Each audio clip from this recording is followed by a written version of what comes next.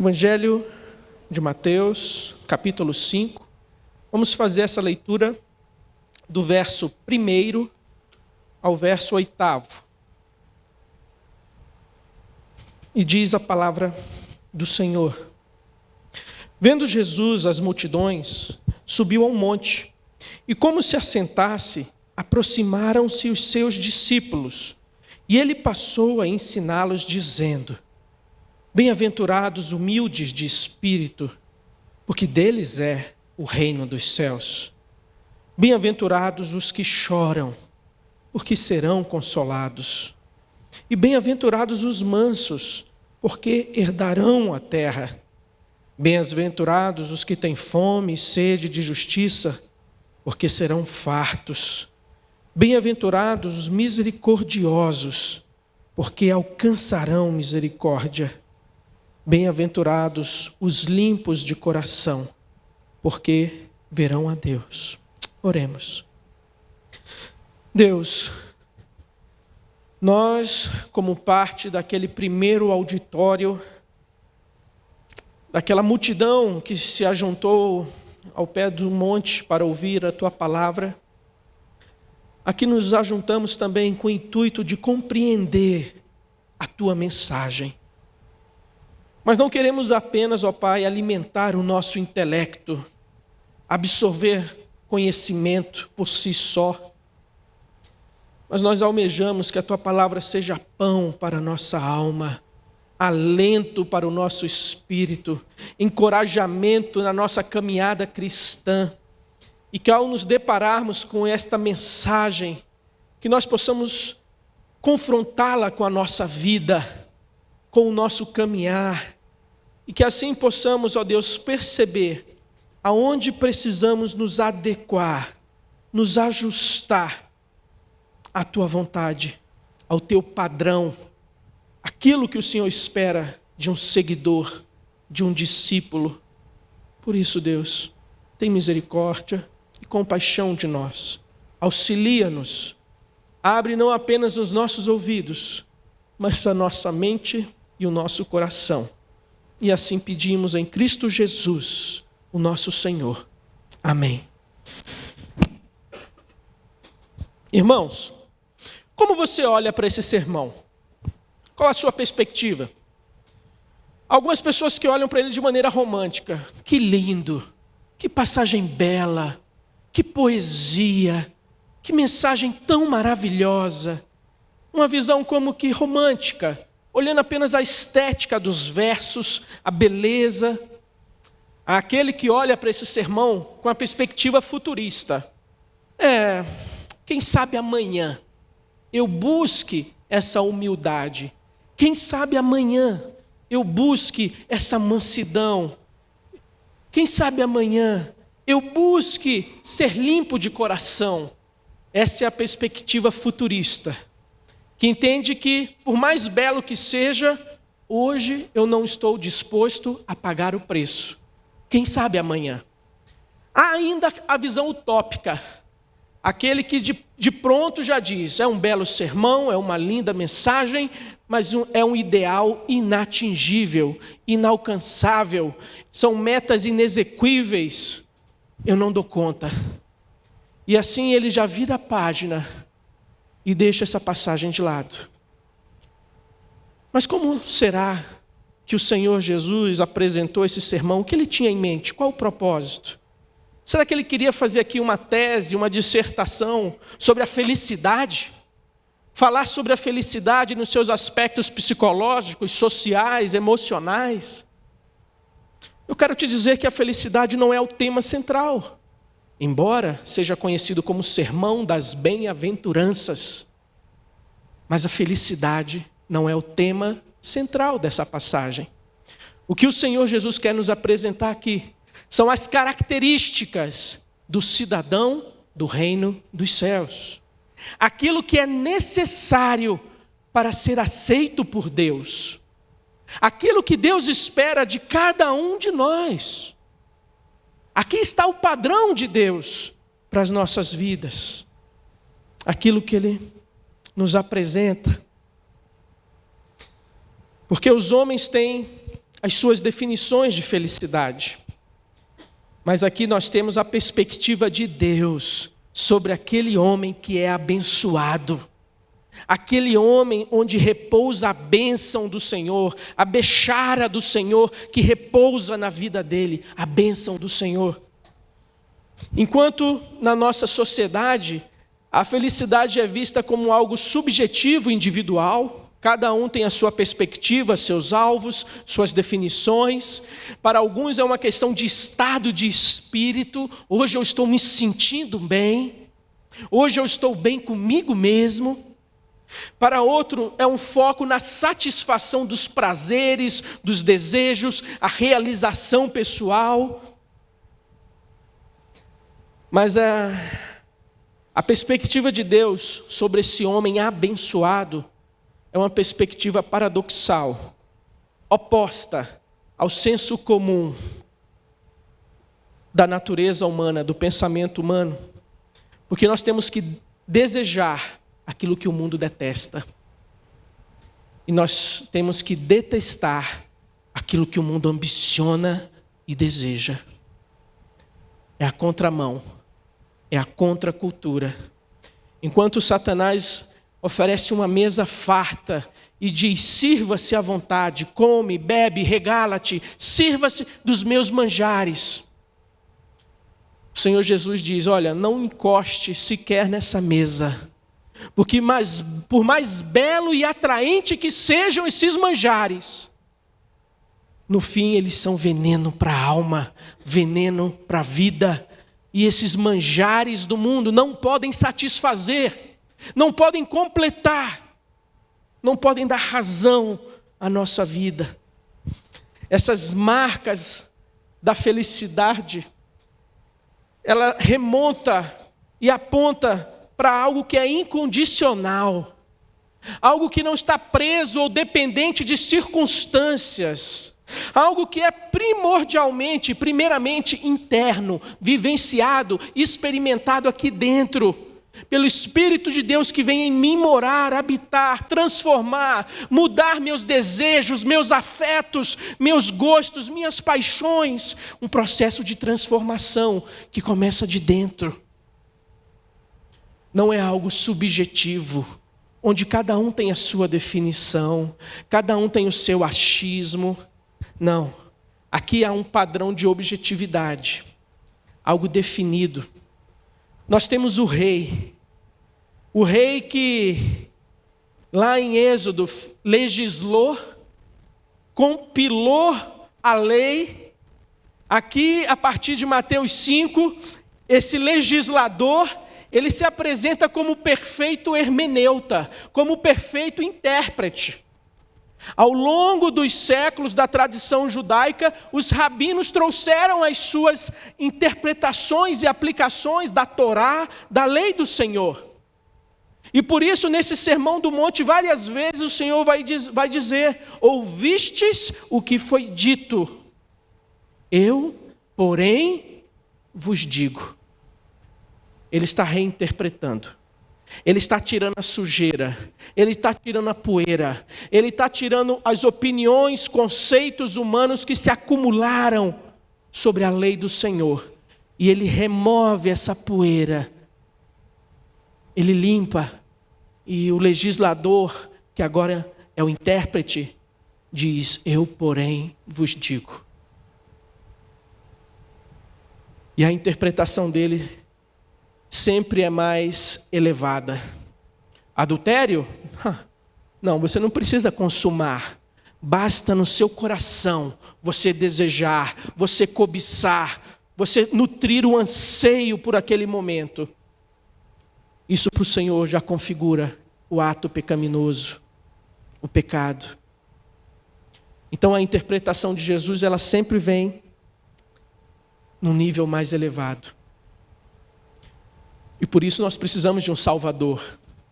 Por isso nós precisamos de Jesus. Porque quem dá conta? Quem é capaz? Quem está à altura? Quem tem condições de dizer: eu sou esse homem? Por isso precisamos de um grande Salvador. Aquele que deu a lei, Aquele que interpreta a lei é aquele que cumpre a lei no meu lugar, no seu lugar. E agora nos oferece graça, perdão e misericórdia. E aqui ele diz: essa oferta que eu faço está acessível, está próxima, mas é necessário. E aí vem o padrão, as características, aquilo que Deus espera. O rei proclama sua mensagem. E o acesso ao reino dos céus, o acesso ao reino de Deus, depende da verdadeira justiça. Não justiça própria, não justiça baseada no seu mérito, no seu esforço, na sua retidão, de você procurar zelosamente cumprir a lei e os mandamentos, como que olhando para o Senhor e dizendo: bem, eu não sou tão devedor assim, eu não sou tão mau assim. Não, não é a minha justiça própria. Mas o acesso ao reino depende da verdadeira justiça no coração, baseada na fé nesse rei, baseada, assentada, fundamentada na fé neste rei. E essa fé agora é expressa em obediência à sua palavra. Não é apenas uma proclamação de fé, é uma declaração de fé. Eu sou seguidor do Senhor. Porque Pedro também declarou: Senhor, estou pronto para ir contigo até a morte. E Jesus falou: Pedro, você não sabe o que você está dizendo.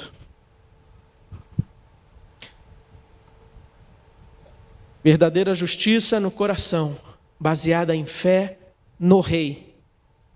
Fé expressa em obediência à sua palavra. Então aqui, meus irmãos, quando nós olhamos para essa introdução ao Sermão do Monte, as bem-aventuranças, elas não foram alistadas aqui de uma maneira aleatória, descuidada, despropositada, onde não importa a posição de cada versículo, não importa a ordem dessas qualidades, dessas características, não, de forma alguma. Nós temos aqui como que um degrau, uma construção muito bem planejada e pensada, onde você não pode ter a terceira ou a quarta característica sem ter antes experimentado e recebido de Deus a primeira, a segunda. E ele começa falando a título de recapitulação do que nós já vimos, que bem-aventurados humildes. E isso não tem nada a ver com condições ou fatores externos, como uma pessoa que não vem de uma família nobre, que não teve berço, cultura, acesso à educação, uma pessoa que é tímida, acanhada, uma pessoa que tem uma atitude, uma postura de subserviência. Não, nada disso. Esse humilde aqui não tem a ver com a sua quantidade de recursos e talentos. Bem-aventurado o humilde diante de Deus, porque esse humilde é aquele que reconheceu a sua falência, reconheceu a sua carência, a sua miséria, o seu estado. Ele não usa maquiagem, ele não tenta enganar a si mesmo, ele não tenta convencer aos outros que ele não é tão mal assim, ele não tenta discutir com Deus. Ele simplesmente reconhece, como Isaías: ai de mim, porque eu sou um homem de lábios impuros e habito no meio de um povo de impuros lábios, ai de mim. Então a humildade, que é esse acesso aos céus, ao perdão, à comunhão, é uma humildade que ela se apresenta como esse quebrantamento, como essa rendição. Você se render, parar de discutir, parar de querer apresentar o seu currículo para Deus. Você que tem essa atitude, a promessa, o reino dos céus, a porta aberta, o acesso garantido. Mas esse bem-aventurado, ele não fica apenas no reconhecimento da sua miséria. O cenário, a visão que ele tem é tão assombrosa, tão tenebrosa, o pecado e a sua condição é tão triste que o leva a chorar. E não é chorar pela miséria do mundo, é chorar em primeiro lugar pela miséria pessoal, pelo seu estado. E isso só é possível quando a gente está próximo de Deus e tem uma visão de quem Deus é, da santidade de Deus. Quem é Deus para você? Somente se você tiver uma perspectiva bíblica adequada da grandeza, da santidade de Deus, o seu pecado aí vai fazer você chorar. É aquele choro, aquele desespero pela minha condição.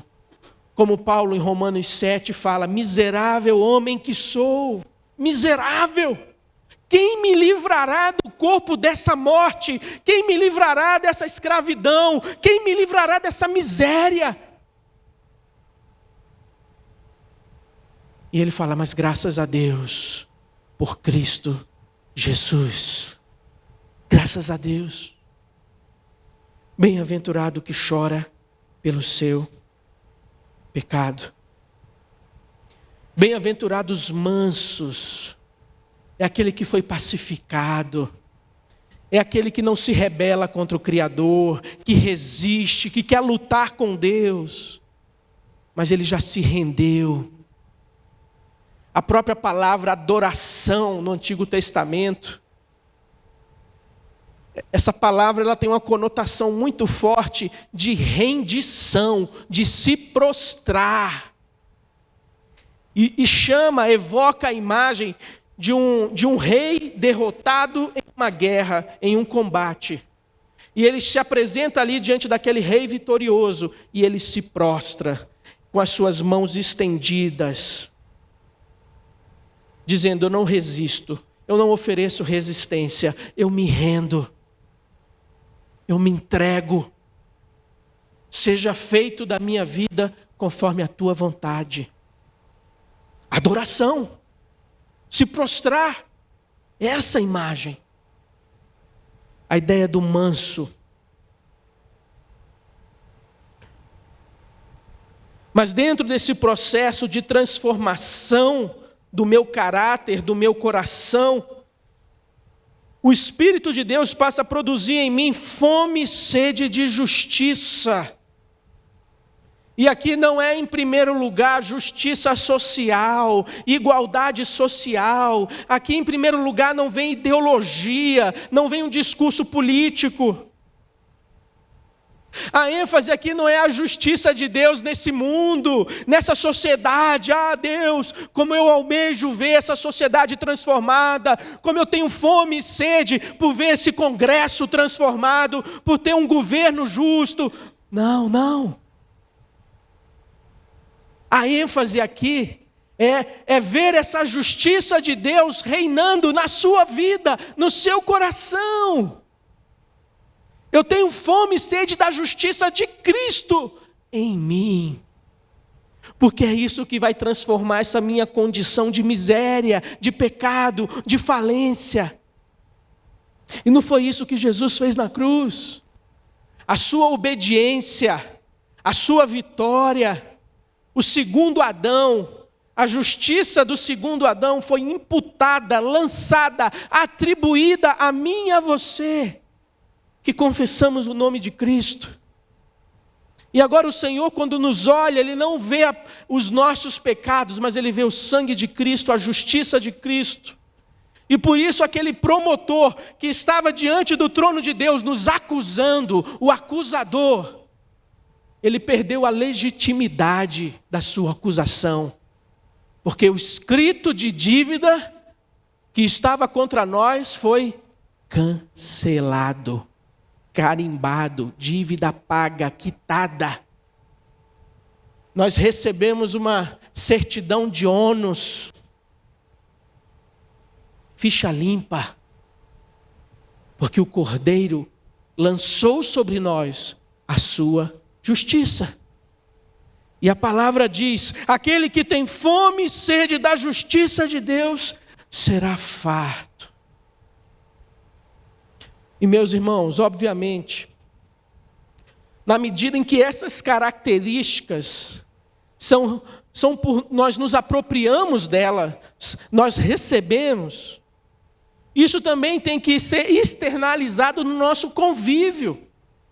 Como é que eu tenho fome e sede da justiça de Deus, mas nos meus relacionamentos, no meu convívio interpessoal, eu sou uma pessoa extremamente injusta,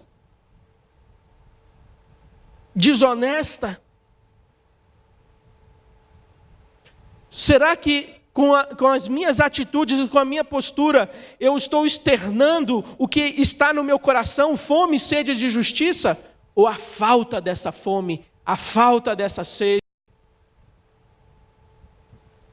E ele ainda diz: bem-aventurados os misericordiosos.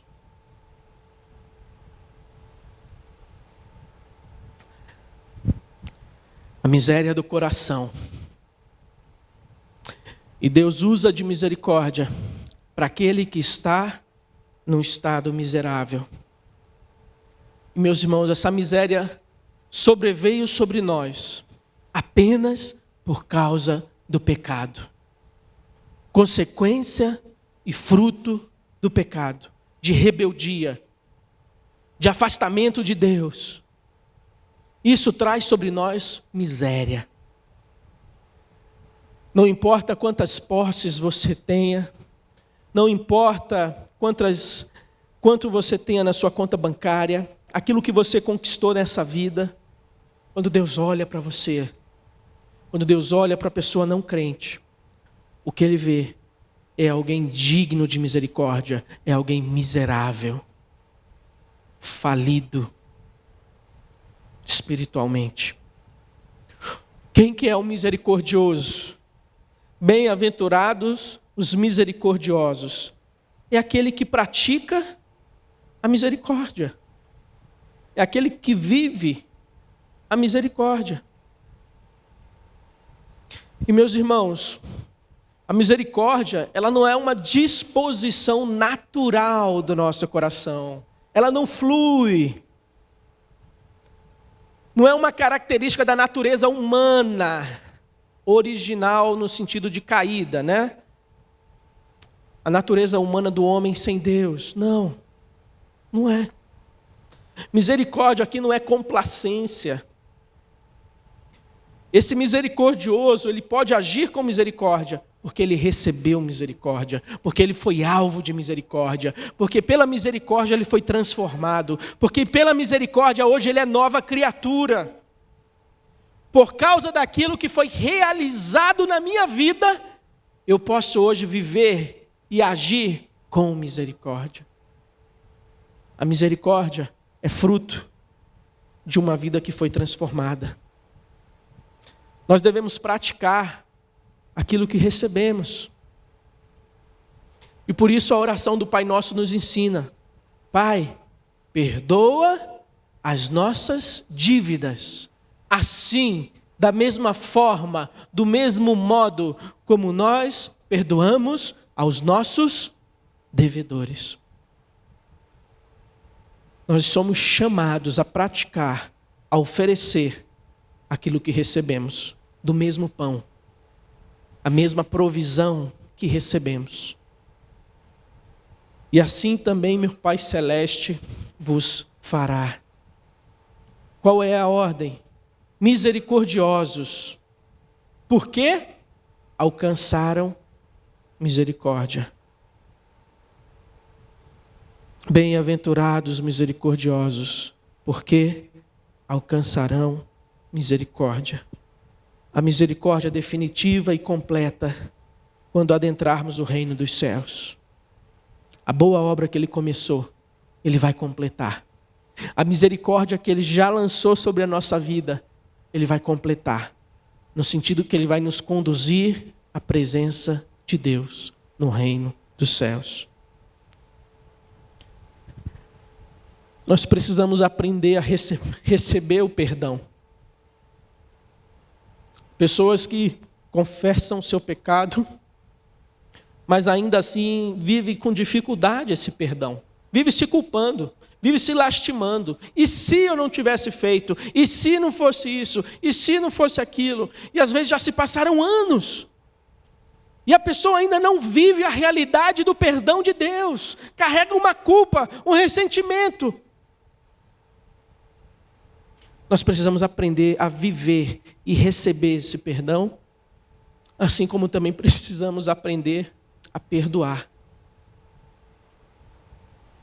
No dia do juízo, todos vamos precisar da misericórdia de Deus. Mas ele também diz, bem-aventurado os limpos de coração, porque verão a Deus. O que é o coração do homem? É o centro emocional? É o centro dos afetos? É o centro dos sentimentos? Não, é mais que isso. Coração, na perspectiva bíblica, é o centro da nossa humanidade. Ali é a sala de comando, de controle, onde decisões são tomadas, onde escolhas são feitas. E por isso o salmista ora, escondi a tua palavra no meu coração para não pecar contra ti. O melhor lugar para guardar a palavra de Deus, coração. O melhor propósito para guardar essa palavra, não pecar contra o Senhor. O Senhor Jesus disse, olha, é do interior do homem que brota os assassinatos, os adultérios, os roubos. O que contamina o homem não é aquilo que entra, aquilo que ele ingere. Não é isso que vai contaminar a sua existência, o seu ser, de uma maneira integral. Jesus aqui não está falando de leis sanitárias, de biologia. Ele não está citando esse versículo aqui, olhando o homem de maneira compartimentalizada, mas de uma maneira integral, todo o ser, toda a vida do homem. O que pode levar um homem à perdição, à ruína, à derrocada na sua vida, à falência na sua vida, não é aquilo que ele ingere, mas é aquilo que brota do coração desse homem. A condição interior do homem. O cristianismo não é religião de essência, não é religião de aparência externa, mas o cristianismo é sobretudo uma religião de essência interna, verdade interna. Por isso o salmista ora, Senhor, sonda o meu coração, sonda, esquadrinha cada área, cada quadradinho,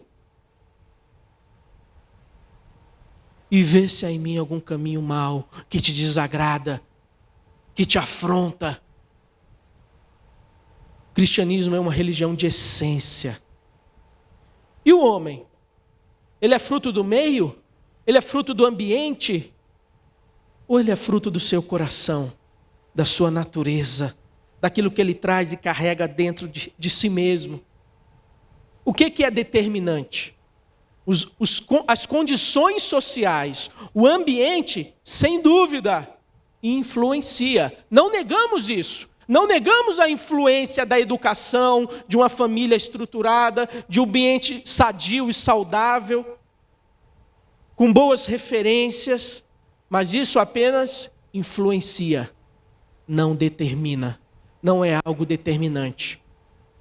Um jovem no meio de um ambiente hostil, no meio de um ambiente cheio de maus exemplos e de ofertas para uma vida errada, ainda assim ele pode tomar a decisão de ter uma vida correta e ele ser ali alguém que vai se destacar e que vai ter uma vida diferente. Isso é libertador, isso é libertador.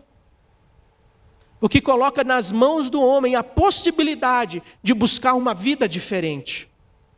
Quando a gente coloca no ambiente, nos fatores externos, um peso determinante, não importa o que eu faça, não importa o quanto eu me esforce, não importa o quanto eu me dedique, eu estou preso e amarrado a essas condições, a esse ambiente, eu não posso ser nada diferente, eu vou ter que ser sempre isso. Mas não é assim, graças a Deus. O que determina nossas escolhas e decisões é o nosso coração.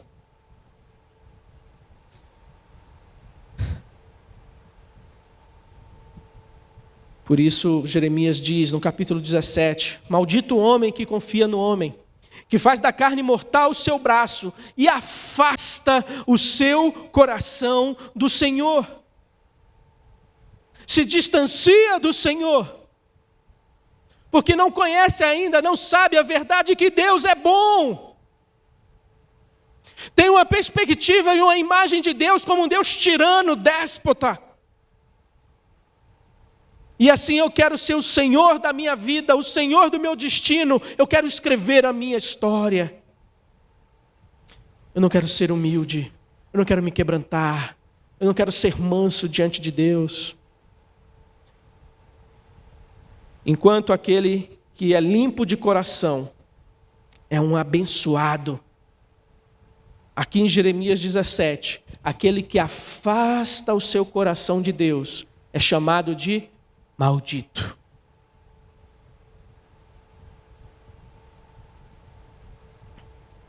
Qual é o seu grande problema? Qual é o meu grande problema? O próximo? O outro? Aquele com o qual convivemos? A nossa sociedade é o nosso grande problema? A crise financeira é o nosso problema? As ideologias políticas são o nosso grande problema? Nós precisamos de uma ideologia correta. Nós precisamos de melhores condições financeiras. Nós precisamos de uma sociedade mais justa, mais educada. Esse é o nosso grande problema? Quero te dizer que o nosso grande problema é o nosso coração. É a nossa essência. É a nossa natureza. É o nosso caráter. E para esse problema nós não podemos dar conta sozinhos. Nós não temos condições de resolver o problema do nosso coração sozinho. Esse é o nosso grande problema.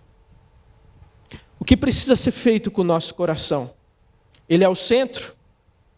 Ele precisa ser lavado, purificado, restaurado. Eu preciso arrancar a maquiagem, arrancar as máscaras, buscar um eu não dividido, não ter um ânimo dobre, uma vontade dobre. Ao mesmo tempo que eu quero o Senhor, mas eu recuo. Eu também quero satisfazer o meu coração, satisfazer a minha carne, agradar as pessoas e buscar as paixões desse mundo. Isso é um ânimo dobre, a vontade dividida. Eu quero a Deus, mas eu também quero as iguarias do Egito. E nós precisamos buscar uma vida íntegra, ter um coração inteiramente nas mãos de Deus.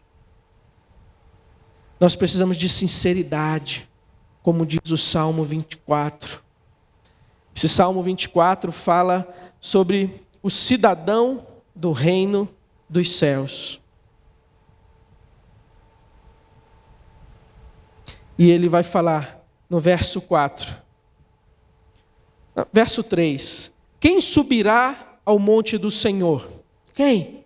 Quem pode adentrar a presença de Deus? Quem pode subsistir diante da face de Deus? Quem há de permanecer no seu santo lugar? Pergunta, é um questionamento. Quem? Quem está apto? Quem está pronto? E o salmista diz, o que é limpo de mãos e puro de coração, que não entrega a sua alma à falsidade, à mentira, nem jura dolosamente de maneira malvada. Esse que é limpo de mãos e puro de coração, esse obterá do Senhor a bênção e a justiça do Deus da sua salvação. Esse receberá a justiça e a bênção. Agora, meus irmãos, será que nós temos em nós mesmos condições e recursos para termos essa vida reta diante de Deus? Pelo nosso próprio esforço, pela nossa própria dedicação, apenas pelo nosso próprio zelo em buscar o Senhor? De uma maneira autônoma, independente, Eu estou em condições de alcançar esse padrão que o Senhor Jesus apresenta aqui? De poder falar diante de Deus que eu sou limpo de coração e eu tenho mãos puras, aquilo que eu faço, aquilo que eu realizo. Quem pode fazer essas coisas? Você pode, por si mesmo.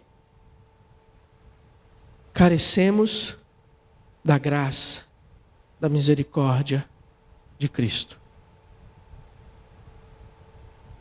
Como disse aquele cego: Jesus, filho de Davi, tem compaixão de mim.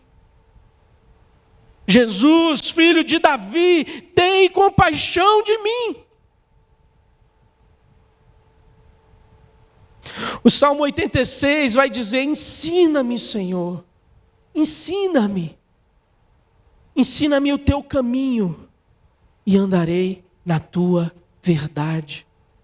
Dispõe-me o coração, inclina o meu coração para só temer o teu nome.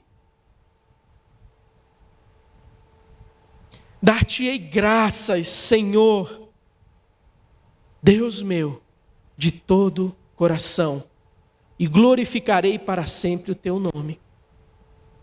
O salmista reconhece que ele sozinho não é suficiente, que ele sozinho não tem os recursos e as condições necessárias, e por isso ele fala: Senhor, ensina-me, Senhor, dispõe o meu coração. Ele precisa da intervenção de Deus, ele precisa do auxílio de Deus, e essa deve ser a sua e a minha oração.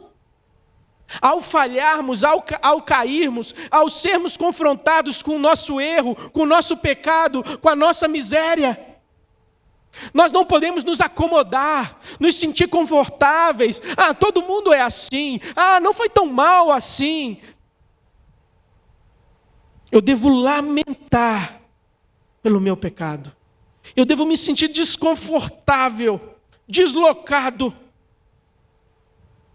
Eu não posso assinar um acordo de paz com o pecado e viver com ele de maneira pacífica, harmoniosa. Não. Ele é o meu inimigo, ele é o inimigo da minha alma.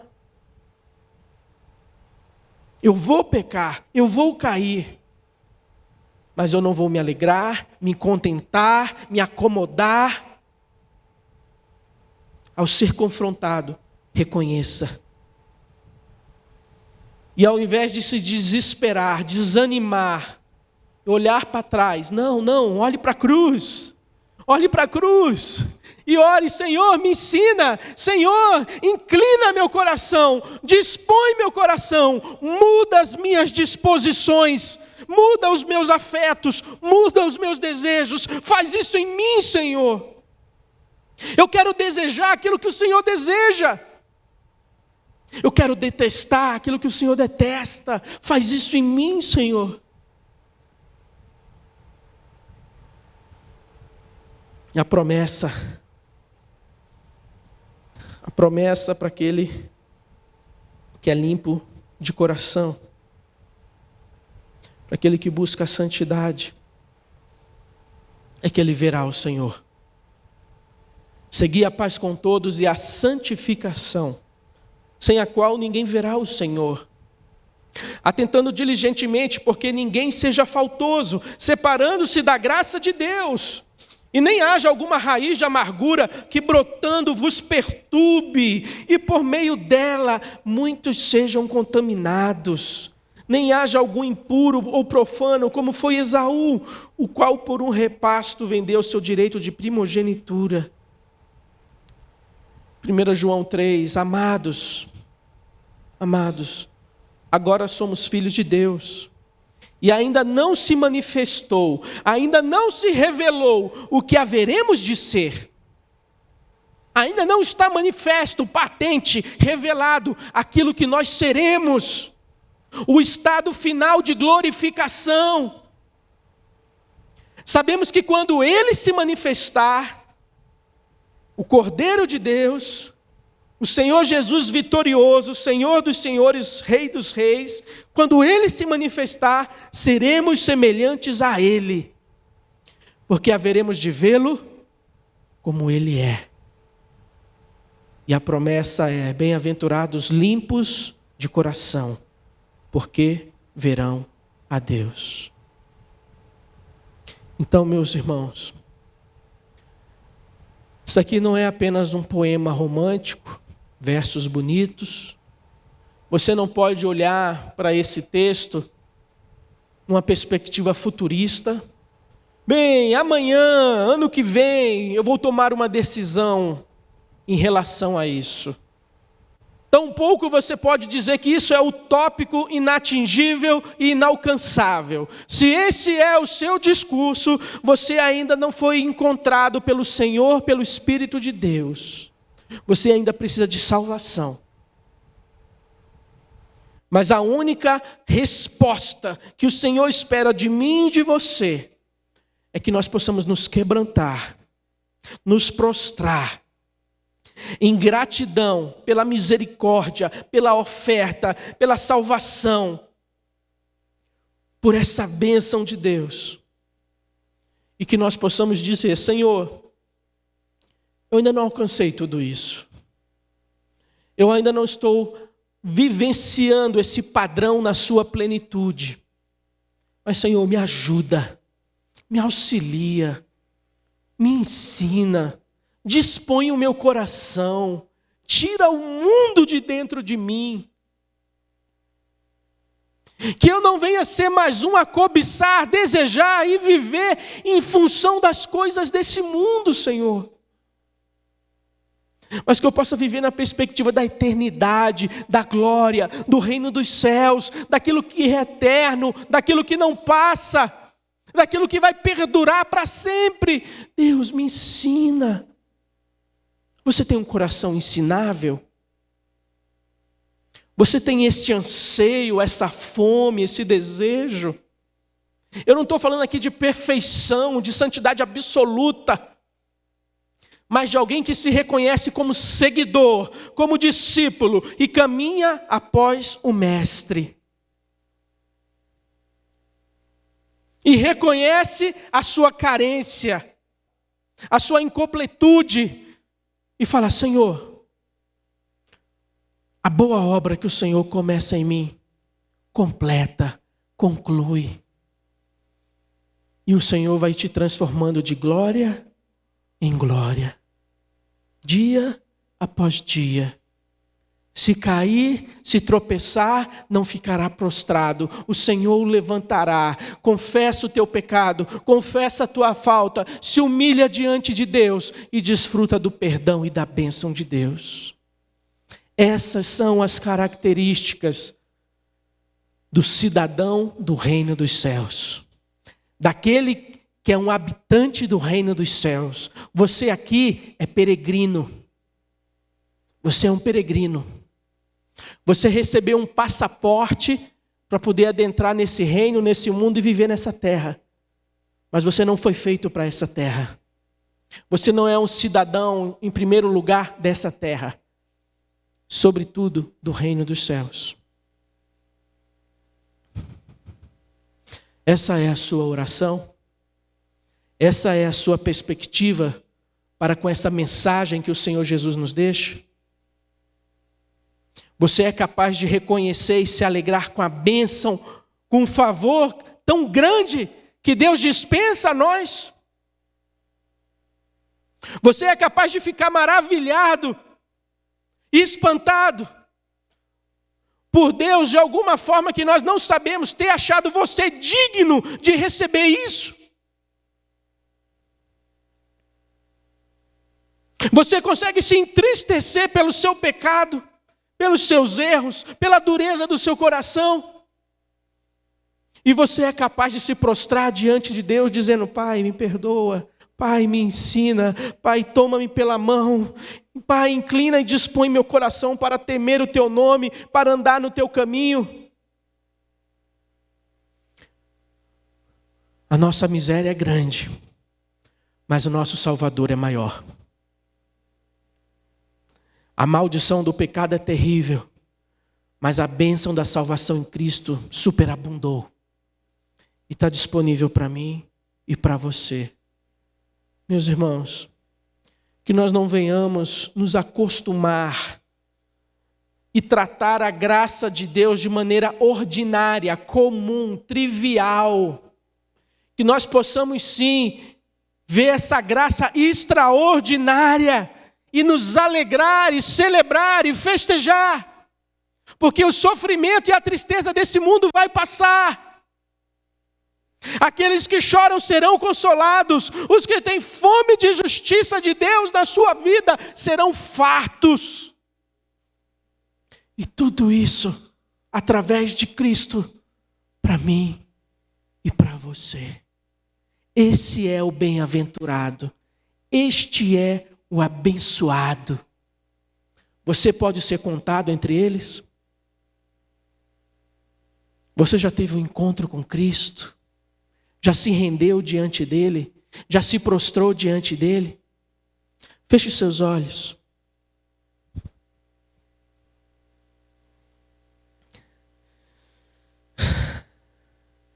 Nesse momento você tem a oportunidade de orar ao Senhor, de apresentar o seu coração diante dele.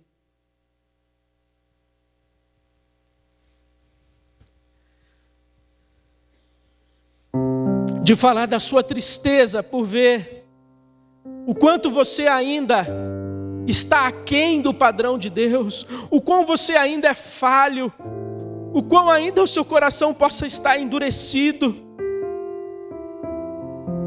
e o quanto isso o entristece. Mas se você não tem tristeza nenhuma, alguma, pela sua condição, pelo seu pecado, você também pode falar isso para Deus. Deus, coloca no meu coração essa insatisfação, coloca no meu coração essa tristeza pelo meu pecado, pelas minhas falhas, por aquilo que eu faço que te entristece, por ser às vezes um crente tão negligente, tão medíocre. Deus, me incomoda, gera em mim essa tristeza.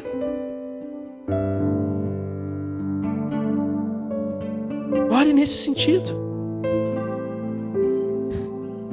Peça a Ele que gere em você essa fome, essa sede pela justiça de Deus, pela justiça de Cristo. Deus de amor, Deus de toda graça, nós te agradecemos, Deus, porque a tua graça é maravilhosa, a tua graça é melhor que a vida. Tudo que nós temos e somos, ó Pai, é por causa do teu agir, do teu poder em nós. Ó Deus, nós sabemos, reconhecemos que ainda estamos aquém deste padrão de vida, de conduta. Nós reconhecemos, Pai, a nossa carência, as nossas limitações, a dureza do nosso coração. E por isso nós clamamos a Ti, ó Pai, nos ensina, nos inclina a temer o Teu nome, a andar no Teu caminho, que nós possamos desejar aquilo que o Senhor deseja, que nós possamos detestar, abominar aquilo que o Senhor abomina. Faz isso em nós, ó Pai, gera em nós esses novos afetos e desejos. Completa a Tua obra em nós, completa a Tua bênção em nós, que a Tua glória seja manifesta na vida dos Teus filhos aqui, e que nós possamos refletir a luz de Cristo, de glória em glória. Assim nós oramos, porque confiamos no poder do Senhor Jesus. Amém. Amém.